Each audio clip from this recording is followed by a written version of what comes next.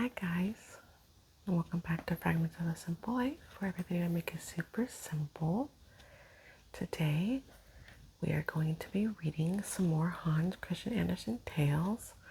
I have read a story from this book once before, and I thought that it would be nice and relaxing to read another one, or two, depending on how long this video ends up being.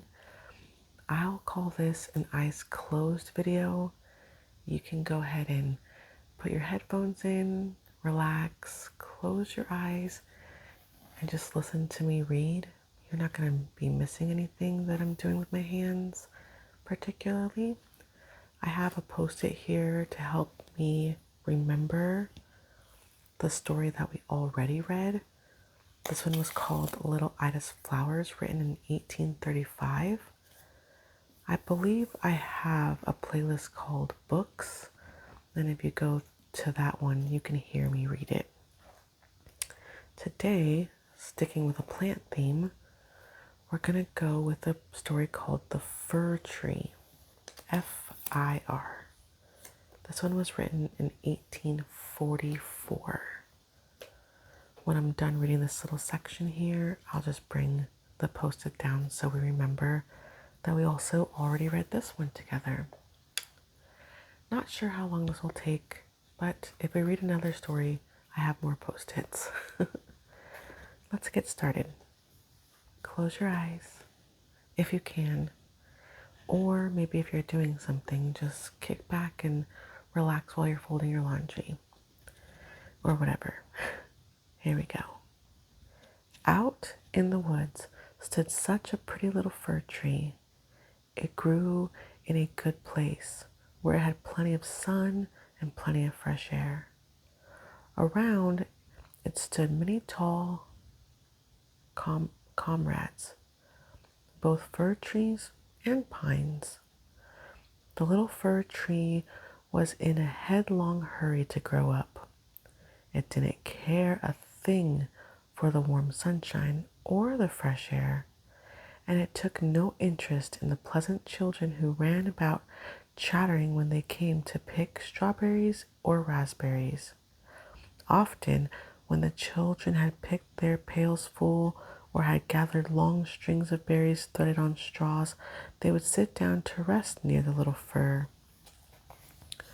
"Oh, isn't it a nice little tree?" they would say. "It's the baby of the woods." The little tree didn't like their remarks at all. Next year, it shot up a long joint of new growth, and the following year, another joint, still longer. You can always tell how old a fir tree is by counting the number of joints it has. "I wish I were a grown-up tree, like my comrades," the little tree sighed. "Then I could stretch out my branches and see from my top what the world is like. The birds would make their nesting place, and when the wind blew, I would bow back and forth with all the great trees." It took no pleasure in the sunshine, nor in the birds. The glowing clouds that sailed overhead at sunrise and sunset meant nothing to it. In winter, when the snow lay sparkling on the ground, a hare would often come hopping along and jump right over the little tree. Oh, how irritating that was. That happened for 2 winters. But when the third winter came, the tree was so tall that the hare had to turn aside and hop around it. "Oh, to grow, to get older and taller," the little tree thought. "That is the most wonderful thing in this world." In the autumn, woodcutters came and cut down a few of the largest trees. This happened every year. The young fir was no longer a baby tree, and it trembled to see how those stately great trees crashed to the ground, how their limbs were lopped off, and how lean they looked. The naked trunks were loaded into carts. It could hardly recognize the trees as it had known, with the horses pulling them out of the woods. Where are they going? What would become of them? In the springtime, when swallows and storks came back, the tree asked them, "Do you know where the other trees went? Have you met them?" The swallows knew nothing about it, but the stork looked thoughtful and nodded his head. "Yes, I think I met them," he said. "On my way from Egypt, I met many new ships, and some had tall, stately masts. They may well have been the trees you mean, for I remember the smell of fur. They wanted to be remembered to you." "Oh, I wish I were old enough to travel on the sea. Please tell me what it really is and how it looks." "That would take too long to tell," said the stork, and off he strode. "Rejoice in your youth," said the sunbeams. "Take pride in your growing strength and in the stir of life within you." The wind kissed the tree, and the dew wept over it, for the tree was young and without understanding. When Christmas came near, many young trees were cut down. Some were not even as old or as tall as this fir tree of ours, who was in such a hurry and fret to go traveling. These young trees, which were always the handsomest ones, had their branches left on them when they were loaded on the carts and the horses drew them out of the woods. Where can they be going? The fir tree wondered. They are no taller than I am. One was really much smaller than I am. And why are they allowed to keep all their branches? Where can they be going? I know, the sparrows chirped. "We have been to town and peeped in the windows. We know where they're going. The greatest splendor and glory you can imagine awaits them. We've peeped in the windows. We've seen them planted right in the middle of a warm room, decked out with the most splendid things: gold apples, good gingerbread, gay toys, and many hundreds of candles." "And then?" asked the fir tree, trembling in every twig. "And then? What happens then? We saw nothing more, and never have we seen anything that could match it. I wonder if I was created for such a glorious future." Oh, the fir tree rejoiced. "Why is that better than to cross Why, that is better than to cross the sea. I'm tormented with longing. Oh, if Christmas would only come! I'm just as tall and grown up as the trees they chose last year. How I wish I were already in the cart on my way to a warm room where there's so much splendor and glory.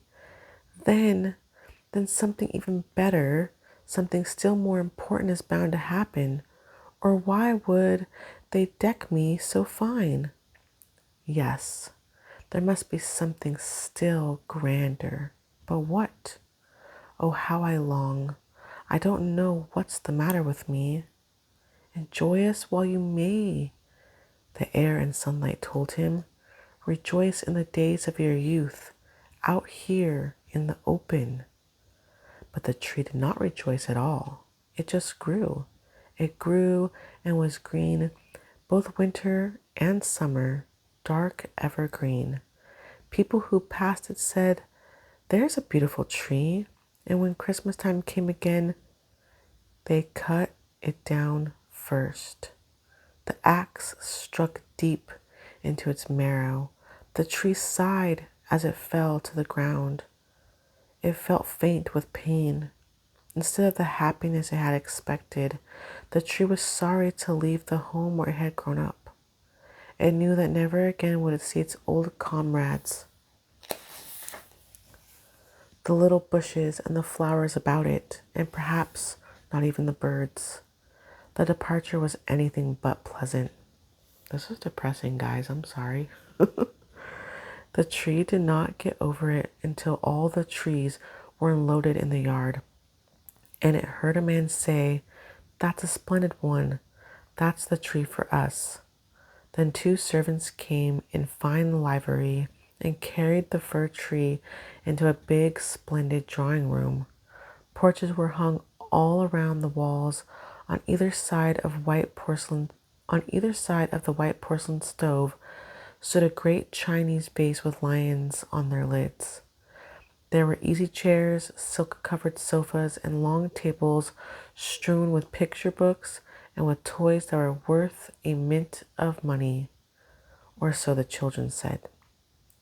The fir tree was planted in a large tub filled with sand, but no one could see that it was a tub because they had wrapped it in a gay green cloth and set it on many-colored carpet. How the tree quivered! What could come next? The servants and even the young ladies helped it with fine decorations. From its branches they hung little nets cut out of colored paper, and each net was filled with candies. Gilded apples and walnuts hung in clusters as if they grew there, and 100 little white, blue, and even red candles were fastened to its twigs. Among its green branches swayed dolls that looked to be real living people, for the tree had never seen their like before. And up at its very top sat a large gold tinsel star. It was splendid, I tell you, splendid beyond all words. Tonight, they all said, ah, tonight how the tree will shine. Oh, thought the tree, if tonight would only come, if only the candles were lit. And after that, what happens then? Will the trees come trooping out of the woods to see me? Will the sparrows flock to the windows? Shall I take root here and stand in the fine ornaments all winter and summer long? That was how much it knew about it. All its longing had gone to its bark and set it to arching. It was as bad for the tree as a headache is for us. Now the candles were lighted. What dazzling splendor! What a blaze of light! The tree quivered, and so every bow of candle set one of the twigs ablaze. It hurt terribly. Mercy me, cried every young lady. And the fire was quickly put out. The tree no longer dared rustle a twig. It was awful. Wouldn't it be terrible if it were to drop one of its ornaments? Its own brilliance dazzled it. Suddenly, the folding doors were thrown back, and a whole flock of children burst in as if they would overturn the tree completely. Their elders marched in after them, more sedately. For a moment, but only for a moment, the young ones were stricken speechless. They had shouted till the rafters rang. They danced about the tree and plucked off one present after another. What are they up to? The tree wondered. What will happen next? As the candles burned down to the bark, they were snuffed out, one by one, and then the children had permission to plunder the tree. They went about it in such earnest that the branches cracked, and if the tree had not been tied to the ceiling by a gold star on top, it would have tumbled headlong. The children danced about with their splendid playthings. No one looked at the tree now, except an old nurse who peered in among the branches. But this was only to make sure that not an apple or fig had been overlooked. Tell us a story, tell us a story, the children clamored, as they towed a fat little man to the tree. He sat down beneath it and said, Here, we are in the woods, and it will do the tree a lot of good to listen to our story. Mind you, I'll tell only one. Which will you have? The story of Ivedy Avedy? I don't know what that is. Or the one about Humpty Dumpty, who tumbled downstairs, yet ascended the throne and married the princess. Ivedy Avedy, someone cried. Humpty Dumpty, cried the others. There was a great hullabaloo. Only the fir tree held its peace, though it thought to itself, Am I to be left out of this? Isn't there anything I can do? For all the fun of the evening centered upon it, it had played its part well. The fat little man told them all about Humpty Dumpty, who tumbled downstairs, yet ascended the throne and married the princess. And the children clapped and shouted, Tell us another one, tell us another one, for they wanted to hear about Ivdy, I don't know if I'm saying that right, you guys, I'm sorry. But after Humpty Dumpty, the storytelling stopped. The first tree stood very still, as it pondered how the birds in the woods had ever told it a story to equal this. Humpty Dumpty tumbled downstairs, yet he married the princess. Imagine! That must be how things happen in the world. You never can tell. Maybe I'll tumble downstairs and marry a princess too, thought the fir tree, who believed every word of the story because such a nice man had told it. The tree looked forward to the following day when they would deck it again with fruit and toys and candles and gold. Tomorrow I shall not quiver, it decided. I'll enjoy my splendor to the full. Tomorrow I should hear about Humpty Dumpty again, and perhaps about Ivedy too. All night long the tree stood silent as it dreamed its dream, and the next morning the butler and the maid came in with their dumpsters. Now my splendor will be renewed, the fir tree thought, but they dragged it upstairs to the garret where they left it in a dark corner with no daylight that ever came. What's the meaning of this? The tree wondered. What am I going to do here? What stories shall I hear? It leaned against the wall, lost in dreams. It had plenty of time for dreaming as the days and the nights went by. Nobody came to the garret, and when at last someone did come, it was only to put away the big box in the corner. The tree was quite hidden. One might think it had been entirely forgotten. It's still winter outside, the tree thought. The earth is too hard and covered with snow for them to plant me now. I must have been put here for shelter until springtime comes. How thoughtful of them. How good people are. Only I wish it wasn't so dark here and so very, very lonely. There's not even a little hare. It was so friendly out in the woods when the snow was on the ground and the hare came hopping along. Yes, he was friendly, even when he jumped right over me, though I did not think so then. Here, it's all so terribly lonely. Squeak, squeak, said a little mouse just then. He crept across the floor, and another one followed him. They sniffed the fir tree and rustled in and out among its branches. It's fearfully cold, one of them said. Except for that, it wouldn't be very nice here, wouldn't it, you old fir tree? I'm not at all old, said the fir tree. Many trees are much older than I am. Where'd you come from? The mice asked. And what do you know? They were most inquisitive creatures. Tell us about the most beautiful place in the world. Have you been there? Were you ever in the larder where the cheeses on shelves and hams hang from the rafters? It's the place where you can dance upon tallow candles and you can dart in thin and squeeze out fat. I know nothing of that place, said the tree, but I know of the woods where the sun shines and the little birds sing. Then it told them about its youth. The little mice had never heard the like of it. They listened very intently and said, My, how much have you seen, and how happy it must have made you. The fir tree thought about it. Yes, those days were rather amusing. And it went on to tell about Christmas Eve, when it was decked out with candies and candles. Oh, said the little mice, how lucky you have been, you old fir tree. I am not at all old, it insisted.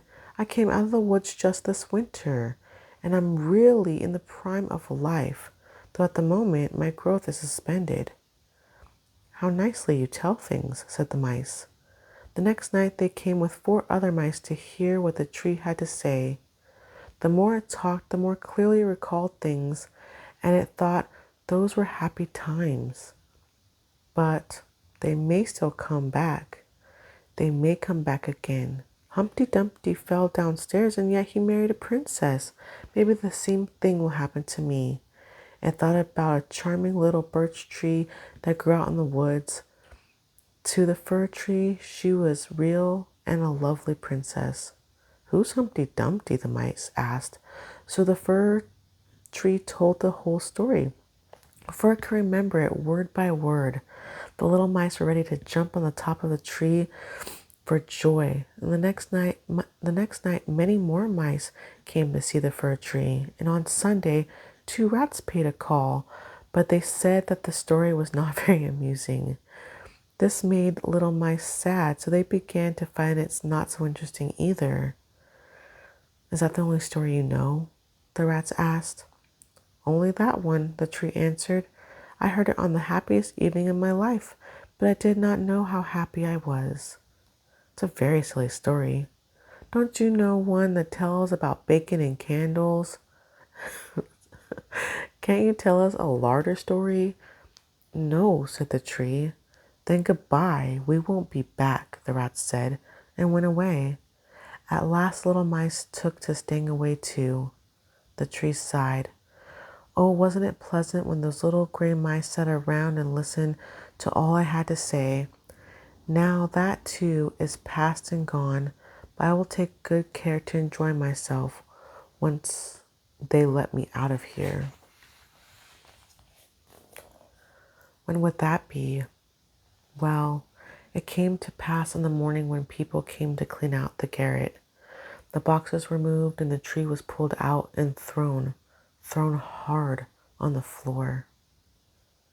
But a servant dragged it at once to a stairway where there was daylight again.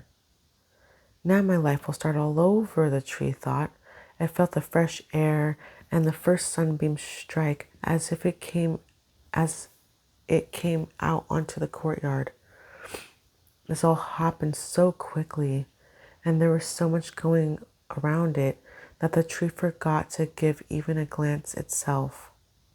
The courtyard adjoined a garden where flowers were blooming. Green masses of fragrant roses hung over the picket fence. The linden trees were in blossom, and between them the swallows skimmed past, calling, Tiddlery-lee, my love's come back to me.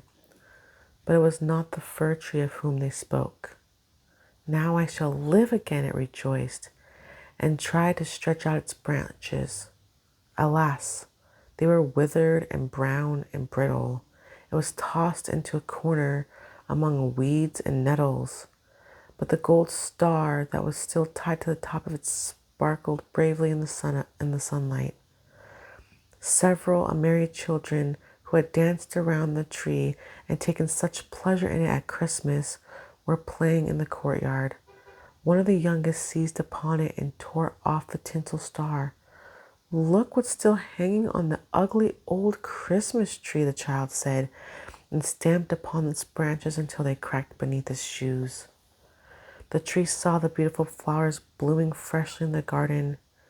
It saw itself and wished that they had left it in the darkest corner of the garret. It thought about its own young days deep in the woods, and of the merry Christmas Eve, and the little mice who had been so pleased when he told them the story of Humpty Dumpty. My days are over and past, said the poor tree. Why didn't I enjoy them while I could? And now they're gone, all gone. A servant came and chopped the tree into little pieces. These heaped together quite high.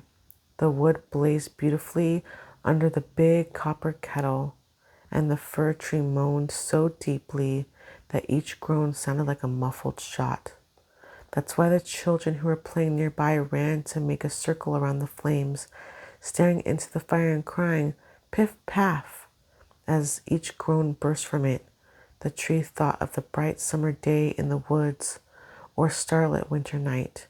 It thought of Christmas Eve and Humpty Dumpty, which was the only story it ever heard and knew how to tell. And so the tree was burned completely away. The children played on in the courtyard. The youngest child wore on his breast the gold star that had topped the tree on its happiest night of all. But that was no more, and the tree was no more, and there's no more to my story. No more, nothing more. All stories come to an end. Oh my gosh. You guys, I did not read the story ahead of time. I had no idea what the lesson was going to be or what the story is going to be about. I haven't read any of these. I'm going to stop there since this video is about 25 minutes long. I hope that you are rested and ready for sleep. This story definitely had a lesson in it about growing old, about enjoying life, about not taking things for granted, about taking the time. It was really a story to me, not to use like, woo-woo words, but it was about like mindfulness, really. Like, smell the flower, be present when you're drinking your cup of coffee, enjoy your spouse or your children, or, a day at the beach. Like, feel the sand and enjoy your food and, you know, just appreciate every single second. The tree in the story just kept on wanting more and more and more and more and more. And it did not stop to enjoy what it already had. And I think that is so beautiful. What a very, very interesting story. Thank you guys for joining me. If you want to see more, please don't forget to like, comment, and subscribe. And I appreciate all of you. I'll see you next time. Bye.